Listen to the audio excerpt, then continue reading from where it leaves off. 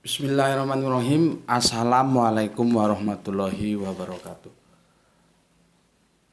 Asyhadu an la ilaha illallah, asyhadu anna Muhammadar Rasulullah. Allahumma sholli ala sayyidina Muhammad wa ala ali sayyidina Muhammad. Kama sholaita ala sayyidina Ibrahim wa ala ali sayyidina Ibrahim. Bil alamina innaka Hamidum Majid. Sebelumnya kita panjatkan dahulu doa kepada Gusti Allah yang Maha Agung untuk saudara-saudara kita yang telah memberikan sholawatnya kepada channel dakwah ini, sehingga channel ini dapat eksis hadir dalam ruang-ruang diskusi kalian semuanya dimanapun kalian berada, dengan sebuah harapan tentunya insya Allah sholawat itu menjadi catatan langit amal soleh bagi mereka dan keluarganya kelak ya. Dan insya Allah akan terbalaskan dengan balasan yang lebih baik lagi. Selanjutnya untuk seluruh viewer terkasihku dimanapun kalian berada, di mancanegara, di dalam negeri ya, aku ucapkan terima kasih atas apresiasinya ya, dan semoga selalu always, tidak pernah never, tetaplah tumbuh menjadi pribadi yang anti skip dan anti download. Bagi yang berkenan silakan saja di-share, tapi linknya ya, link kajiannya. Jangan kamu unduh, kamu potong-potong sak karepmu dewe, semau-maumu sendiri, lalu kamu unggah ulang. Aku tidak pernah memberikan izin kepada siapapun untuk yang demikian. Berikutnya seluruhnya ya, aku tidak bisa ucapkan satu persatu nama kalian. Aku ucapkan terima kasih atas doa-doa baiknya untukku ya, dan aku juga berdoa semoga doa baikmu untukku Gusti Allah curahkan juga kebaikan itu untukmu. Sama saudara muslim kita saling mendoakan dengan doa-doa kebaikan, dan insya Allah doa kita itu bagian doa-doa yang diijabahi. Amin amin ya robbal alamin. Setelah hampir sepekan ya, kita pending kajian kita, yaitu Martin Luther si anak nakal ya, dari S11 Saxony ini ya, tentang Deuterokanonika tepatnya itu ya. Kita kemarin berhenti di seri yang kelima karena ya kondisinya sakit ya, dan insya Allah sekarang sudah mulai recovery ya. Mohon doanya juga semoga tidak sakit lagi gitu ya. Ini sekarang kita seri yang ke-6 ya, kita masuk seri yang ke-6 ya, seri yang ke-6. Bentar, ini basah ini, kalau nggak dibasahin nggak bisa hilang. Kalau dibasahin nggak bisa langsung ditulis. 6 atau ininya yang habis. Bentar. 6 ya. Oke. Kita kemarin sudah masuk ke Japneh, nggak tahu bacanya apa ya, tulisannya gini. Japneh. Ya, aku akan menjelaskan itu. Tapi sebelumnya terima dulu salam dari aku, salam penyemangat kita dalam menuntut ilmu, yaitu salam Isra, Islam rasional ya. Islam rasional artinya pendekatan-pendekatan teologis kita itu harus dalam landasan rasionalitas kita ya.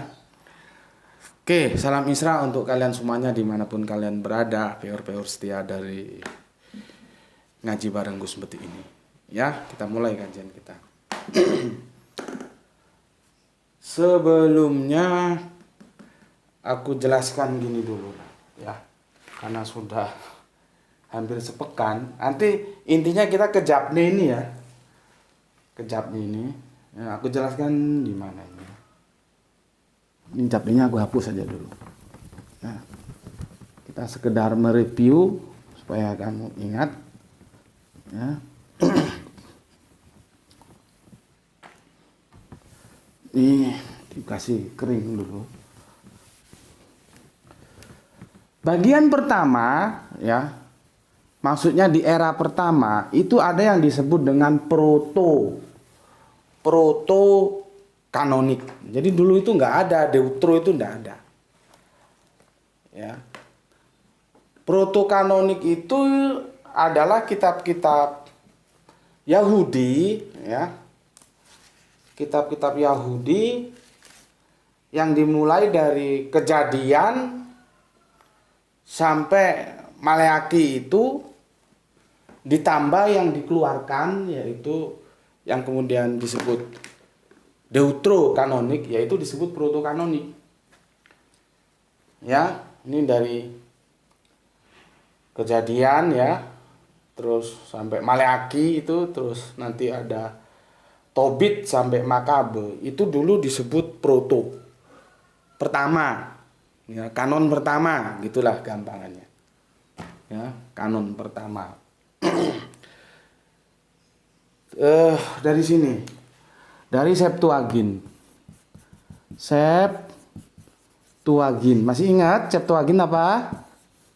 Septuagint itu adalah protokanonik itu, ya, protokanonik, ya, kanon pertama atau yang disebut juga kitab Ibrani, aku singkat KI, ya. Ini diterjemahkan ke dalam bahasa Yunani. Nih jadinya disebut Septuagint. Yang katanya ya sejarah kan begitu. 70 orang penerjemahnya.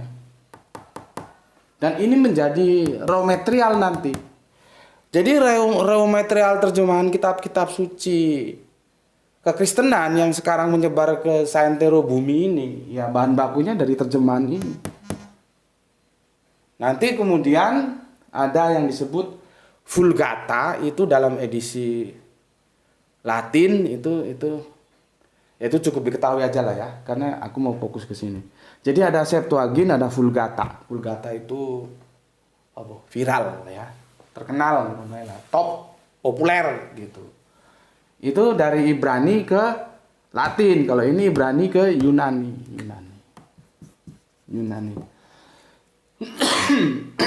Ini tahunnya kapan? 3 sebelum Masehi. Yesus lahir belum? Belum. Kita anggap aja Yesus itu lahir 1 Masehi. Jadi 3 tahun sebelum Masehi, ya, kan mundur dia ya, hitungannya gini, ini 0, ini jadi 1, 2, 3 ya, nah, di sinilah ya, ini SM, ini M ya, terus ke sana 1 Masehi sampai nanti usia Yesus itu kan 33-an ya, mulai dakwah ya, nanti 30-an 33 selesai lah itu, karena penyaliban itu kan yang debat tebal antara Islam dan Kristen itu ya, itu nanti kita bicarakan. Artinya Yesus di sini baru lahir, di sini belum. Ini Yesus belum lahir. Ya, Septuagint sudah ada. Aku sudah bilang kemarin, Septuagint itu bukan masalah pengesahan, tapi masalah penerjemahan. Beda ya. Penerjemahan sama kanon itu beda. Kanon itu pengesahan. Nah, yang diterjemahkan itu kan berarti sudah disahkan. Paham di sini? Artinya protokanonik itu dulunya itu seperti yang aku bilang tadi, di dalamnya ada deuterokanonik. Tapi dulu belum disebut deutero, kan belum ada. Jadi 1 di sini gitu loh. Karena nanti kalian supaya ngerti kalau ada perdebatan, apakah Katolik Kristen yang menambahkan firman Allah, ataukah apakah Protestan Kristen yang mengurangi firman Allah? Kan polemik di antara saudara kita itu kan di habitat itu. Yang satu bilang lu nambahi, yang satu bilang lu ngurangi, padahal sudah jelas tertulis di perjanjian lama, firman Allah itu tidak boleh ditambah dan tidak boleh dikurang. Nah, untuk mengetahui itu ingat ya, sejak zaman Septuagint terjemahannya Yunani ya, Yesus belum lahir. Yang protokanonik kemudian dulu ya belum disebut proto ya. Sorry, yang deuterokanonik kemudian itu masuk dalam proto. Protokanoniknya itu ada dulu. Ya. Atau gampangnya gimana ya aku ceritakannya. Dalam protokanonik itu dulu itu lengkap. Ya, ketika diterjemahkan ke dalam bahasa Yunani lengkap. Kemudian nanti kita bicarakan tentang Jepne tadi itu, di sanalah terjadi kanon berikutnya. Maka disebut kanon kedua. Kalau ini proto itu disebut deutro. Di sanalah mulai dari hal-hal yang dianggap Yahudi. Jadi ini sebetulnya masalah Yahudi, bukan masalah Kristen. Kristen itu kena imbasnya saja. Dicabut di kitab-kitab itu. Misalkan di sini ya, ini kitabnya gini ya, ini proto ini ya. Perhatikan, ini proto. Cuman panitianya siapa juga nggak tahu. Yang menurut mereka tidak kanon, padahal dulunya kanon itu dicabuti, gitu loh. Baru yang dicabuti itu kemudian disebut deutro. Yang itu Sixtus dari Sinera itu yang kasih nama. Tahun berapa itu? 1556 atau berapa itu? Ya.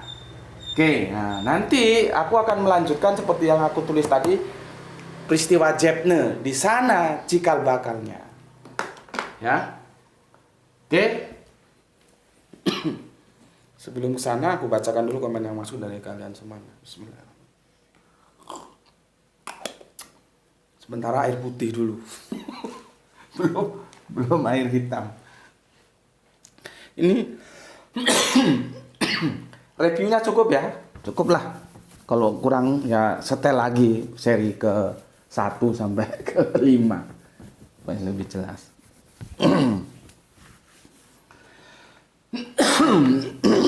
Sekarang kita bicara tentang Jepne. Nggak tahu ngejanya betul Jepne atau apa. Ya. Sebelum itu aku bacakan komen yang masuk dari kalian semuanya.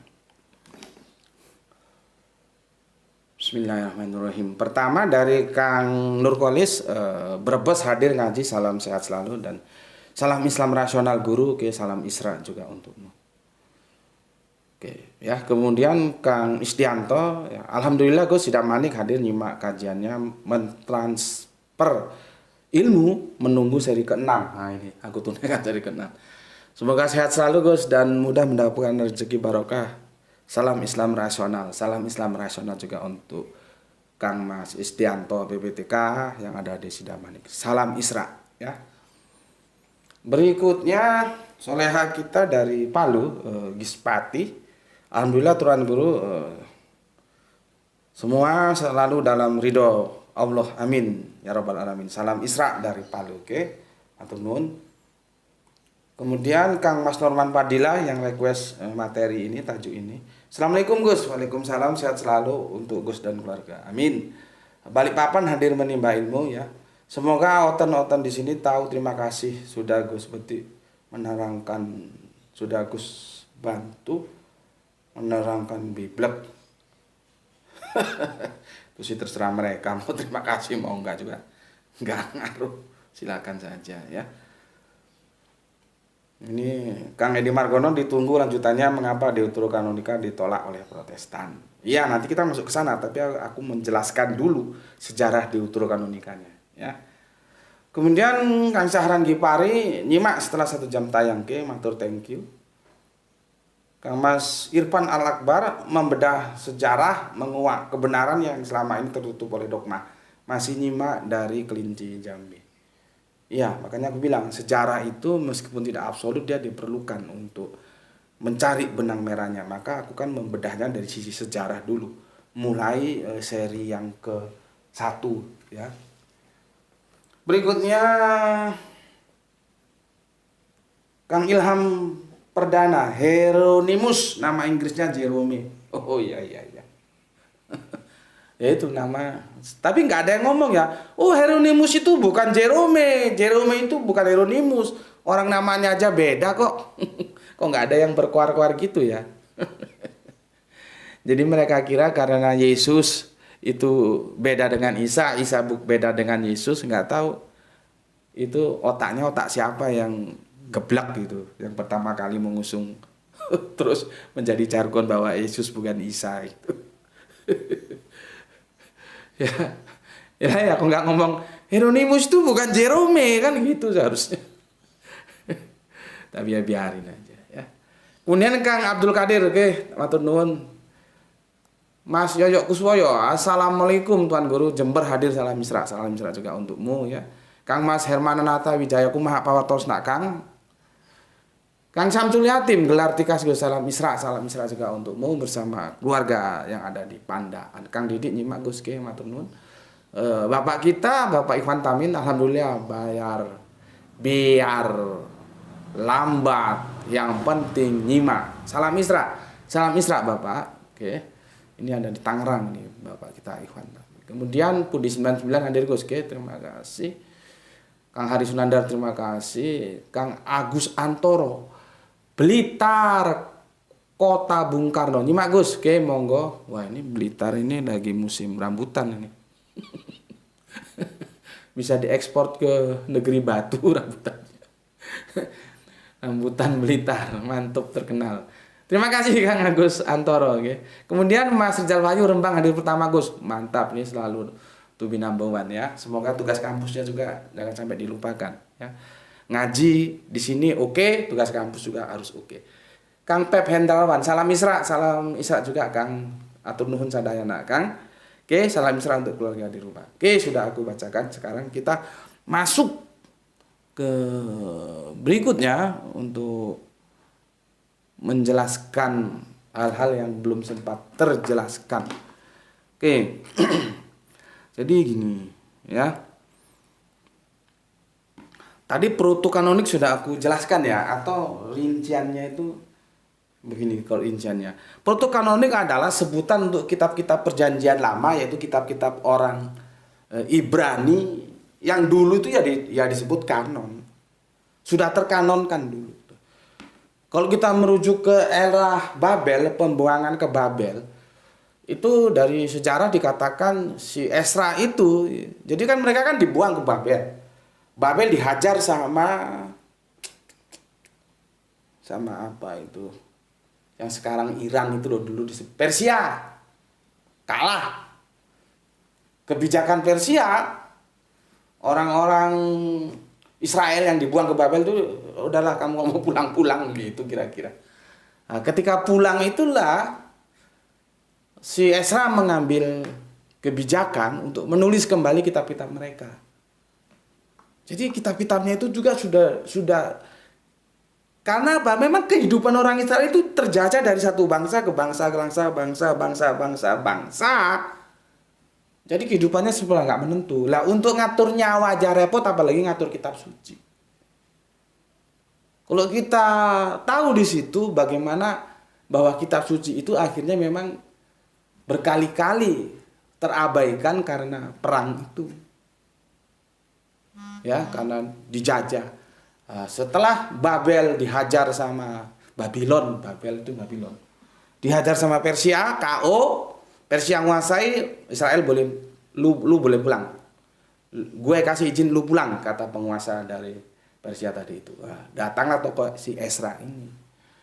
Makanya ketika Esra itu dilihat dari sudut pandang jasanya dalam menyusun kembali kitab-kitab orang Ibrani, maka ada yang mengatakan Esra ini kalau nggak dibiarkan bisa menyamai atau melebihi Musa.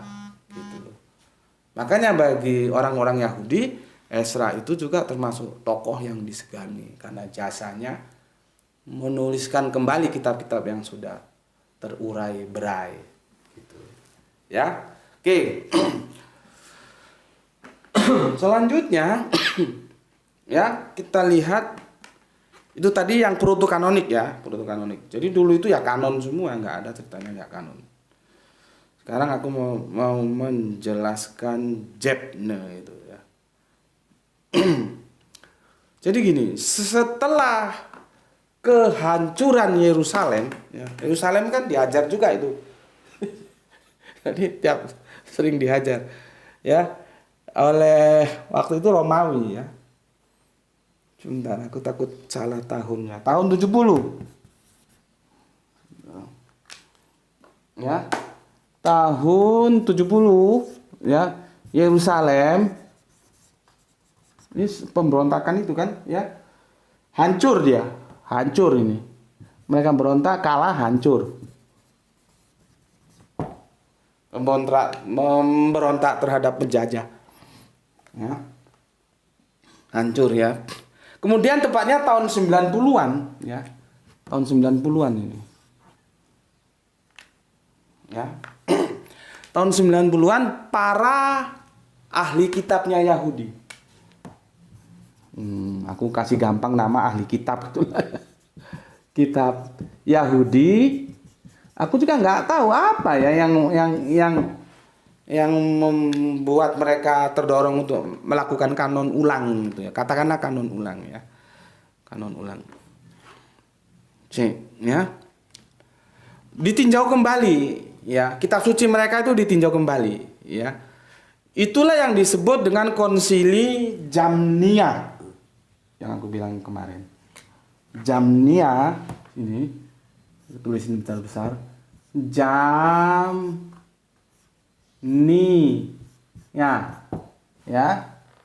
Atau nama lain Jamnia itu Japneh. Kamu mau pakai mana yang kamu suka karepmu. Nih. Jadi ini nama konsilinya ketika mereka meninjau ulang kitab-kitab mereka.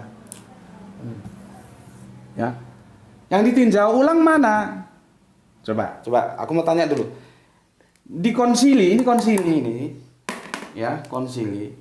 Mereka meninjau ulang kitab-kitab suci mereka. Mereka itu Yahudi nih loh. Ahli kitab ini, ya. Ini kan konsili. Ya. Pertanyaannya ditinjau itu apa? Kitab yang mana? Itulah yang aku jelaskan di awal tadi, kanonik. Ini ditinjau ulang. Itu loh. Ya. Sama ahli kitabnya mereka itu ditinjau ulang. Di mana? Di Konsili Japne tahun 90-an. Ya, ingat kan ya. Protokanonik ingat ya. Ini pengesahannya terus Septuagint penerjemahannya, hal-hal yang di protokanonik itu juga diterjemahkan dalam Septuagint. Yang itu sudah ada 3 SM sebelum Masehi. Ya. Jadi Yesus selisih berapa? 3 tahunan sebelum Yesus lahir. Ya. Oke. Karena nanti supaya kalian tahu, oh kok ditambah-tambah. Nanti dulu jangan gampang bilang ditambah, tapi jangan gampang bilang dikurang ya. Oke.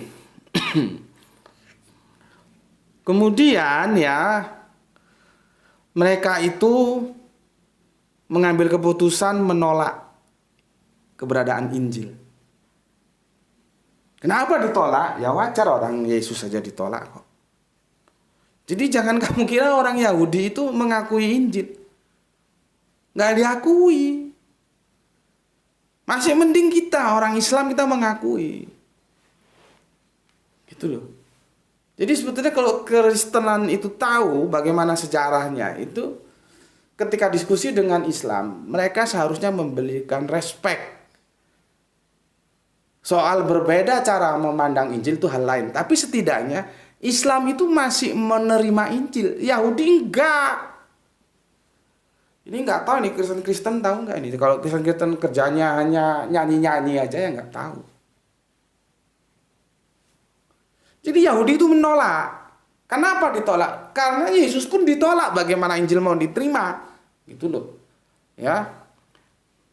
Beda dengan kita orang Islam masih menerima. Karena kita menerima semua nabi, otomatis kita juga menerima kitab-kitab yang diturunkan lewat para nabi itu. Itu sudah otomatis gitu loh. Kan berarti kan kedekatannya kan masih mendingan Islam. Ya. Oke. Aku lanjutkan ya. Jamnia atau Japne ya. Jamnia atau Japne, terserah kamu mau nyebut konsili apa. Jamnia boleh, Japne boleh. Untuk meninjau kanon kitab suci mereka sambil juga menolak keberadaan Injil yang tidak mereka pandang sebagai tulisan yang diinspirasikan oleh Allah. Jadi mereka sama sekali tidak menganggap Injil itu firman Allah ya. Karena mereka menolak Kristus. Ya tidak mungkin Kristusnya diterima ya tidak mungkin Kristusnya ditolak, Injilnya diterima. Nah itu satu paket. Seperti kita tidak mungkin menolak Injil terus menerima Yesus, tidak mungkin. Karena kita menerima Yesus, kita juga menerima Injil. Masalah cara pandang kita Yesus itu apa dan bagaimana, Injil itu apa dan bagaimana berbeda dengan kekristenan, ya itulah yang perlu kita diskusikan untuk duduk bareng. Tapi setidaknya kita menerima.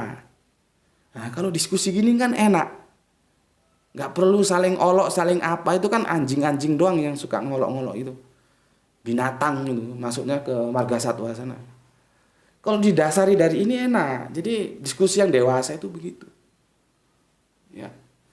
Jadi beda antara Islam yang paling muda adiknya, kakaknya Nasrani kemudian jadi Kristen, terus saudara tuanya Yahudi. Itu beda. Saudara tua Yahudi ini sama sekali tidak kompromi, ditolaknya semua. Gitu loh. Ya, nggak ngurus mau Kristus kayak mau Injil, sapu bersih ditolak. Oke. Konsili ini akhirnya memutuskan untuk juga, nah di sini mulai timbul. Ya. Untuk juga ya setelah menolak Injil tadi ya, konsili Jepna ini juga akhirnya memutuskan untuk juga tidak memasukkan kitab-kitab yang mereka pilih ya. Kitab-kitab yang mereka pilih sorry. Ini kan proto ini. Ya, ini proto ya. Mereka pilih. Jadi ini sebetulnya sudah terkanon kan? Orang 3 sebelum Masehi aja sudah diterjemahkan kok, di Septuaginnya ada kok ya. Jadi sah gitu loh, di Septuaginnya juga ada. Nah, mereka pilih lagi gitu loh. Mereka pilih, seleksi ulang. Oh ini dikeluarkan, ini dikeluarkan, ini dikeluarkan, ini dikeluarkan. Antaranya Yudit, Tobit, tambahan-tambahan pada buku Ester, kebijaksanaan Salomo, Yesus anak Sirak yang kemarin kita bicarakan, Yesus Sirak. Kemudian Barokah maksudnya. Surat Nabi Yeremia, tambahan-tambahan pada kitab Daniel, 1 Makabe, 2 Makabe. Ini dicabut. Jadi ya, ibarat ini Deutronya ya. Ini protonya dicabutin. Nanti masalah tempat kita bicarakan lain waktu nanti kita bicarakan tempatnya di mana. Kalau di kekristenan keindonesiaan kita tempatnya itu kan di tengah. Protokanonik perjanjian lama, deuterokanonik baru perjanjian baru. Bisa jadi di luar, bisa jadi beda tempatnya. Masalah tempat nanti kita bicarakan ya. Ditempatkan di mana kitab-kitab itu. Lah kitab-kitab yang dicabuti itu sama orang Yahudi itu akhirnya dikumpulkan. Gitu loh. Itulah yang kemudian ya oleh Sixtus dari Sinera itu disebut deuterokanonik. Itu loh, ceritanya itu gitu. Ya. Itu yang disebut deuterokanonik. Jadi deuterokanonik itu yang mereka tolak akhirnya karena mereka keluarkan itu sebetulnya awalnya yang ada di dalam protokanonik. Yang jadi kita tanya, lah dulu waktu nyusun protokanonik gimana? Kok kitab itu bisa masuk kemudian keluar lagi? Jadi sepertinya masuk keluar gitu. Kan jadi tidak berwibawa karena di dalam perjanjian lama dituliskan ya bahwa firman Allah itu tidak boleh ditambah dan tidak boleh dikurang. Ini nyatanya sudah keluar masuk ya keluar lagi. Dalam protokanonik dia dimasukkan terus Deuterokanonik dikeluarkan lagi, jadi keluar masuk, keluar masuk.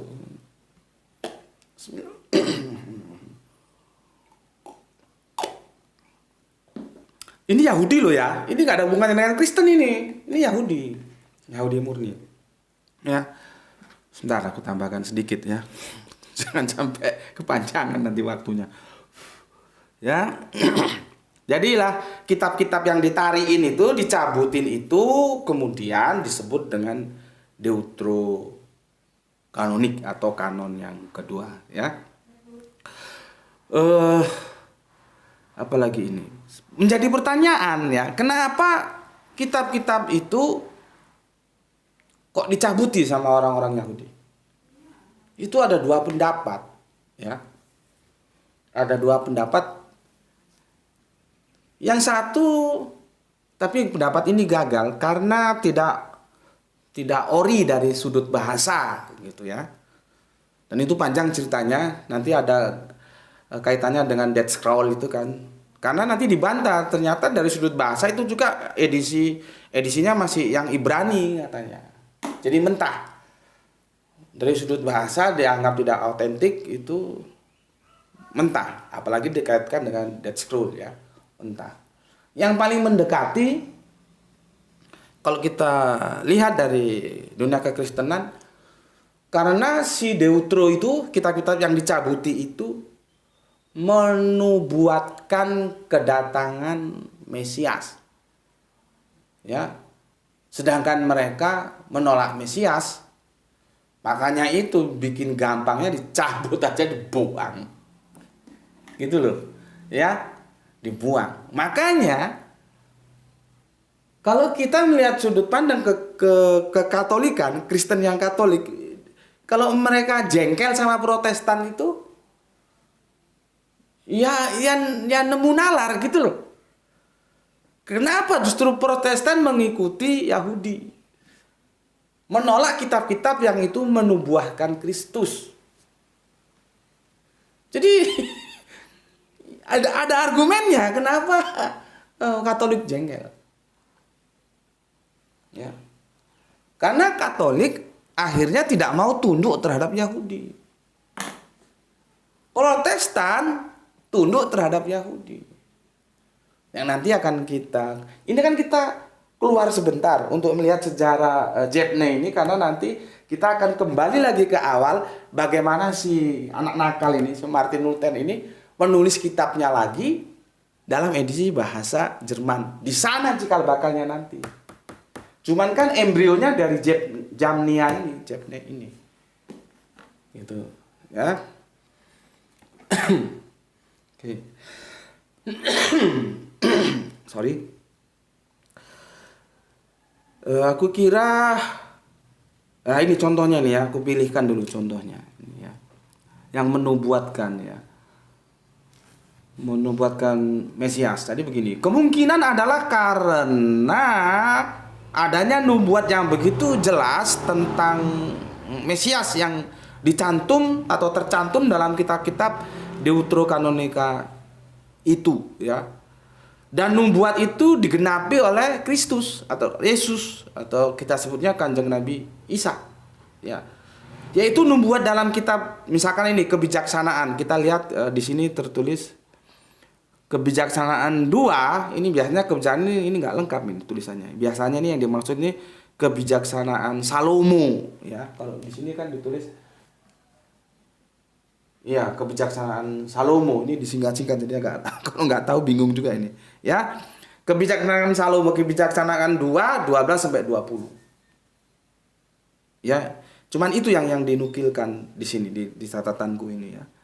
Oke, tentunya nanti banyak ya Deuterokanonika itu ya, dari Tobit, Yudit, tambahan pada buku Ester, kebijaksanaan Salomo, Yesus Sirach 5 ya, Baruk, surat Nabi Yeremia, tambahan buku Daniel, Makabe 1, Makabe 2, 10 kitab. Ya, cuman di sini yang diambilkan 1. Tentunya kita perlu meneliti 10 kitab Deuterokanonika itu di mana sih Yesus dinubuatkan. Ya, yang akhirnya teman-teman Katolik sakit hati terhadap Protestan. Ya, karena itu Orang sudah jelas itu menubuatkan Kristus kok tambah kamu tolak gitulah kira-kira. Ya, oke. Jadi sudah jelas ya. Sejak saat itulah protokanonika sudah tidak seperti awalnya dulu. Karena sudah ada bagian-bagian yang dicabut, yang diambil, dan yang itulah yang kita kenal sekarang menjadi deutro. Ya. Ini kanon kedua. Yang mana deuterokanonika ini sebetulnya dulu masuk dalam protokanonika. Ini gini sepertinya ya. Teman-teman Yahudi itu hanya mau seperti apa yang mereka mau gitu ya. Mereka kan dikasih nabi. Ya. Notabene Israel, Yesus itu Israel loh. Bukan bangsa lain. Mereka tidak mau. Tidak mau, mereka tolak. Berikut juga Injilnya, tidak mau mereka tolak. Jadi mereka mau semaunya sendiri gitu loh. Mereka maunya ya, makanya sampai sekarang tetap Yahudi mereka. Ya. Kan jarang ada Yahudi masuk menjadi Kristen tuh. Ya ada, tentunya ada ya kalau 1-2 orang. Cuman kan sangat-sangat tidak signifikan. Mereka tetap kekeh dalam keyahudiannya. Karena mereka sudah memegang sebuah prinsip Yahudi itu Israel, Israel itu Yahudi. Nah, sampai Nabi dan kitab sucinya mereka bikin aturan sendiri. Yang jadi masalah deuterokanonika ini sebetulnya firman bukan, itu loh. Masalahnya itu di situ nanti. Aku nggak membelain Katolik ya. Aku juga tidak membelain Protestan.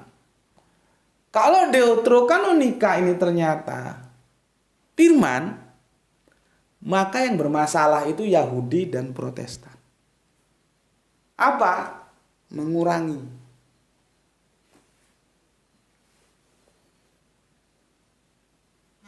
Tapi kalau ternyata ya deuterokanonika itu bukan firman, ya, maka Katolik bermasalah, Protestan benar, Yahudi bagaimana?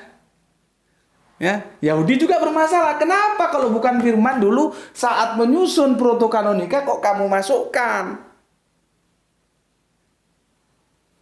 Coba, kan ribet ini. Masalahnya itu tadi ya, era-era mereka itu era-era yang tidak nyaman karena hidup dalam jajahan. Jangankan ngurus kitab suci, ngurus nyawa aja sulit. Sampai dibuang ke Babel yang aku ceritakan tadi. Gitu, ya. Jadi aku sudah selesai ya menjelaskan kepada kalian. Cikal bakal deuterokanonika yang kemudian menjadi perseteruan yang tiada akhir sampai kini antara Kristen, Katolik, dan Protestan itu berembrio dari konsili Jamnia ini. Ya. Oke. Jadi, masalah deuterokanonika sebetulnya itu 100% itu urusannya orang Yahudi. Kenapa berimbas ke dalam kekristenan? Karena kekristenan juga mengambil kitab itu. Ya. Oke. Dan nanti akan kita kaitkan dengan Martin Luther, si anak nakal. Kan ini kita keluar sebenarnya mundur kan. Nah, kita masuk lagi ke eranya Martin Luther. Ya ini lama, ini kan tahun 70-90, nanti Martin Luther sudah lebih ke sini lagi. Ya. Itu yang bisa aku sampaikan dan insya Allah nanti akan kita lanjutkan ke seri yang ke-7. Ya. Kita saat ini sampai seri yang ke-6 ya. Jamnia. Ingat ya, Jamnia, Jabnet. Ini embrionya deuterokanonika. Aku kira itu yang bisa aku sampaikan ya. Pesan dari aku, jaga Allah, jaga Kanjeng Nabi, ya, jaga Al-Quran, jaga sholatmu, jaga imanmu. Menjadi satu bingkai keindahan, tetapi tetap memberi hormat kepada saudara-saudara kita yang memilih jalan lain. Mereka juga tetap saudara kita, ya. Kalau kita nggak ketemu dalam akidah, kita ketemu dalam bangsa, begitu. Ya, terima salam dari aku, salam yang membuat kita selalu bergairah, bersemangat dalam menuntut ilmu, yaitu salam Isra, Islam rasional. Semoga kita semua mendapatkan keberuntungan, yaitu rezeki yang barokah dan kesehatan yang prima. Bismillahirrahmanirrahim. Alhamdulillahirabbil alamin.